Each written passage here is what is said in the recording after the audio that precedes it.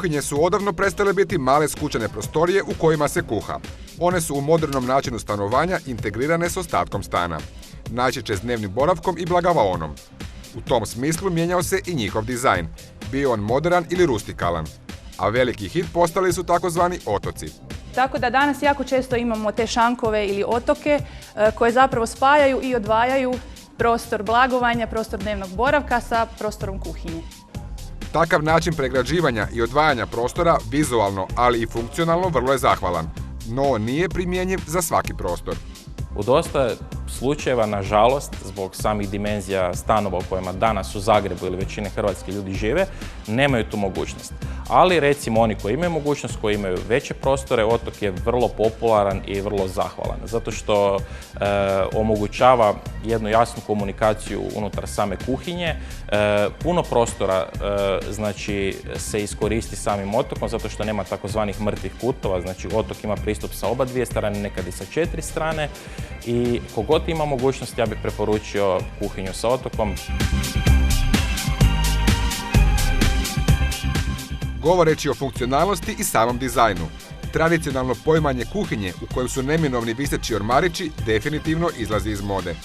U zadnje vrijeme je dosta trendi, recimo eliminirati viseće ormariće, sastavljati kuhinju samo sa niskim ormarima u kojima bi bila klasično ploča za kuhanje, a pećnica, hladnjak i svi ostali elementi se stavljaju takozvane visoke ormare koji idu od poda do stropa dosta često. Onda se dobije jedna jasna, čista linija kuhinje bez razbijanja samog oblika sa visećim ormarićima i u pravilu to je nešto što je trenutno cilj da se ljude malo navikne na taj jedan novi trend u kuhinjama koji u pravilu eliminira viseće ormariće.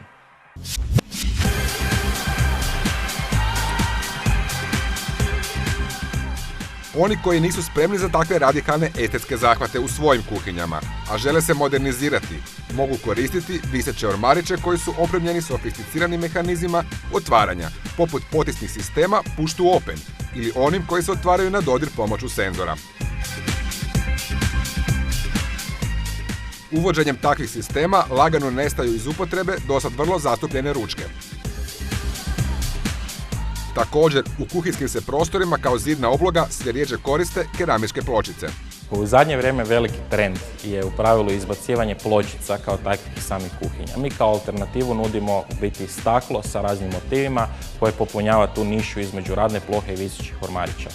Široki je spektar boja, motiva, detalja i dekora koji se mogu aplicirati na takvo staklo. A kod njegovog odabira važno je paziti da paše s ostatkom prostora.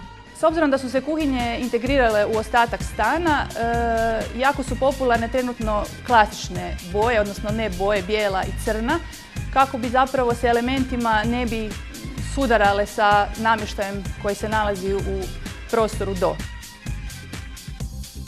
Upravo zato trgovački lanci koji prodaju kuhinje nude i uslugu njihovog projektiranja. To je nešto što omogućuje ljudima da oni koji možda nemaju mogućnost, to jest nisu talentirani, da si zamisle u 3D-u kako bi to izgledalo. Mi im ovdje vrlo jasno kroz kretanje, kroz prostor možemo u biti demonstrirati kako bi ta njihova kuhinja izgledala prije nego što u biti sama kuhinja dođe u prostor. Ne radi se manje više o malim novcima, to su investicije koje u pravilu ljudi rade jedanput u 10 godina, nažalost, i onda je užasno bitno da stranka izabere nešto što će odgovarati i samim dizajnom i funkcionalnošću. Činjenica je da danas većina kuhinja ispunjava visoke kriterije funkcionalnosti, ali i one estetsko-dizajnerske prirode. Na vama je da se ohrabrite i pokušate pronaći onu koja će vaš kuhinski prostor učiniti prostorom u kojem ćete s užitkom boraviti.